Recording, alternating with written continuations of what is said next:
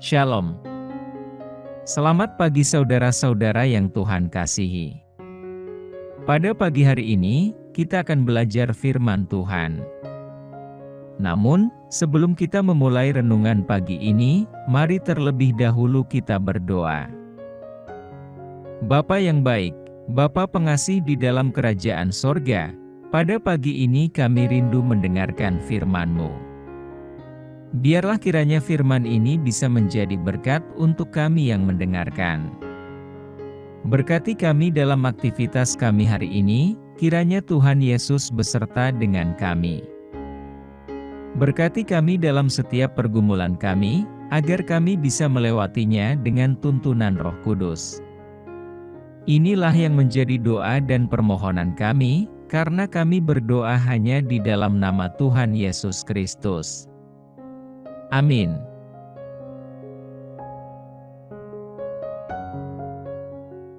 Saudaraku, pembacaan firman pada pagi ini tertulis dalam Yakobus 2, ayat 21-23. Demikian firman Tuhan.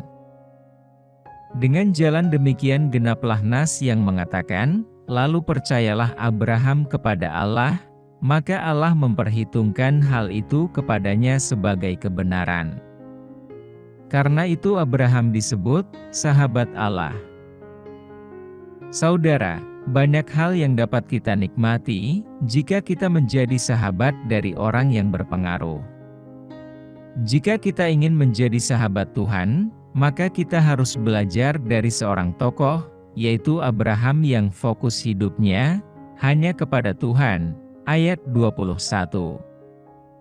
Apa yang dipikirkan, dilakukan dan dilihat oleh Abraham tertuju kepada Tuhan. Tidak mudah menjadi sahabat Tuhan, dan tidak semua orang dapat menjadi sahabat Tuhan. Hanya orang yang melakukan kehendak Tuhan yang dapat menjadi sahabat Tuhan. Abraham adalah orang yang beriman, dan Abraham melakukan perbuatan-perbuatan yang sesuai dengan kehendak Tuhan. Abraham dengan rela melakukan firman, yaitu menyerahkan anaknya, sebuah perbuatan harus dibarengi dengan ketaatan. Tidak kebetulan, Abraham menjadi sahabat Tuhan. Mengapa Abraham dipilih menjadi sahabat Tuhan? Roma 4 ayat 17-21, merupakan konsep hidup Abraham, yaitu, percaya dari yang tidak ada menjadi ada. Tuhan telah memilih kita, untuk menyatakan rahasia kebenarannya. Saudara, kita harus mencontohi Abraham bagaimana ketaatannya.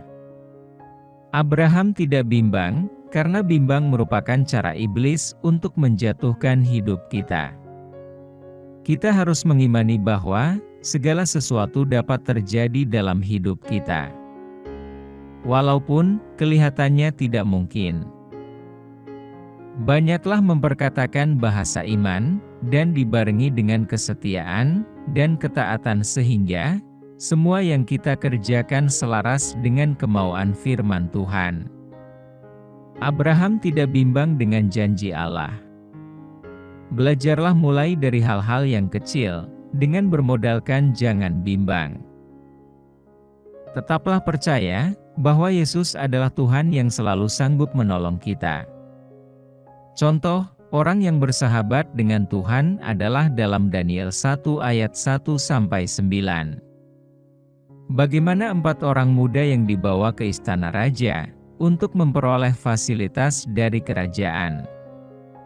Tetapi, Daniel menolak untuk makan dan minum yang sama seperti raja, dan ia tidak mau menajiskan diri, karena makanan dan minuman raja sudah dipersembahkan kepada berhala. Daniel memilih takut kepada Tuhan, daripada memilih kompromi dengan perintah raja. Maka hasilnya dari komitmen Daniel itu adalah sebagai berikut. Yang pertama, setelah 10 hari perawakan mereka lebih baik, ayat 15. Yang kedua, kecakapan mereka lebih dari yang lain, ayat 18-19.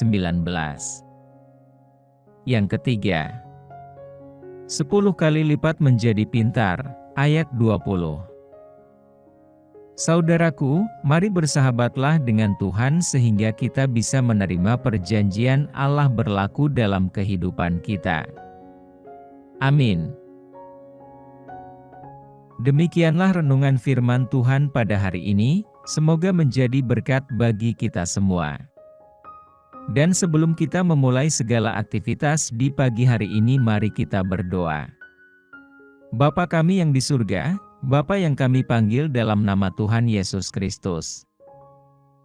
Kami bersyukur Tuhan atas pertolongan-Mu, penyertaan-Mu, dan atas berkat-Mu dalam hidup kami.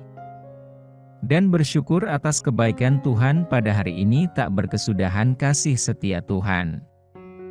Tak habis-habisnya rahmat-Mu selalu baru tiap pagi, besar kesetiaan-Mu Tuhan dalam hidup kami.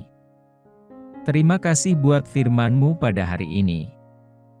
Ya Tuhan, kami mau selalu belajar dan terus belajar tentang firman-Mu. Firman-Mu yang menguatkan dan meneguhkan iman kami. Firman-Mu yang mengubahkan hidup kami. Kami mau berjalan bersama dengan Engkau di sepanjang kehidupan kami, agar kami tidak tersesat di dalam dunia ini. Kami mau melakukan firman-Mu ya Tuhan di sepanjang hidup kami, agar kami tetap kuat berjalan bersama dengan Engkau. Terima kasih ya Tuhan buat kesempatan hidup yang masih Engkau berikan kepada kami. Segala pergumulan dan persoalan hidup, kami serahkan di dalam tangan-Mu. Engkau akan menyelesaikannya bagi kami.